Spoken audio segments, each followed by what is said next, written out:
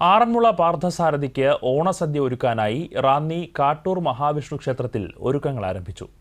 ചോതിനാളിൽ ആറന്മുള ക്ഷേത്രത്തിൽ നിന്നും അളന്നു നൽകിയ നെല്ല് കാട്ടൂർ ദേശത്തെ 18 തറവാടുകളിലെ അംഗങ്ങൾ ആചാരപ്രകാരം ഉരലിൽ കുത്തി അരിയാക്കുന്ന ജോലികളാണ് വിശാഖം നാളിൽ കാട്ടൂർ മഹാവിഷ്ണു ക്ഷേത്രത്തിൽ ആരംഭിച്ചിട്ടുള്ളത്.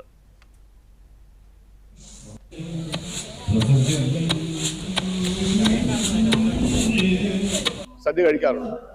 അത് വരാഞ്ഞതിനാൽ പുള്ളി ദുഃഖനായി കിടക്കുമ്പോൾ പുള്ളിക്ക് സ്വപ്നദർശനം പോലെ ഒരു ബാലൻ പ്രത്യക്ഷപ്പെടുകയും സദ്യ കഴിച്ചിട്ട് ആ ബാലൻ പറയുന്നു, ഇനിയും എനിക്കുള്ള വിഭവങ്ങൾ തിരുവാറന്മുള സന്നിധിയിലെത്തിച്ച് അവിടെ നമുക്ക് സദ്യ കൂടി തിരുവോണം ആഘോഷിക്കാമെന്നുള്ള രീതിയിൽ പറയുകയും അതുമായിട്ട് ബന്ധപ്പെട്ട്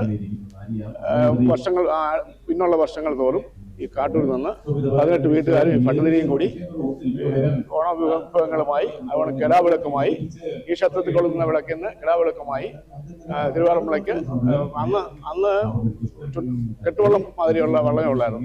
അതിൽ പൊക്കൊണ്ടിരുന്ന ഒരു തവണ കോവിലന്മാർ അപ്പോൾ ഇതിലെ വിഭവങ്ങൾ മോഷ്ടിക്കാന്നുള്ള രീതിയിൽ കോവിലന്മാർ ചെറുവപ്പുഴ ഭാഗത്ത് വെച്ച്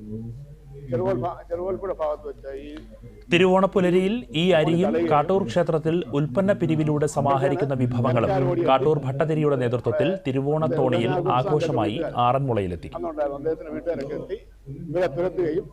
അതിനുശേഷം ഈ യാത്രയ്ക്ക് ഈ തിരുവോണത്തോണി യാത്രയ്ക്ക് അകമ്പടിയായിട്ട് ചുണ്ടൻ വള്ളങ്ങൾ ഉണ്ടായിട്ട് ചുണ്ടൻ വള്ളങ്ങൾ അകമ്പടി സേവിച്ച് പോകാൻ തുടങ്ങി. ഗോവിന്ദ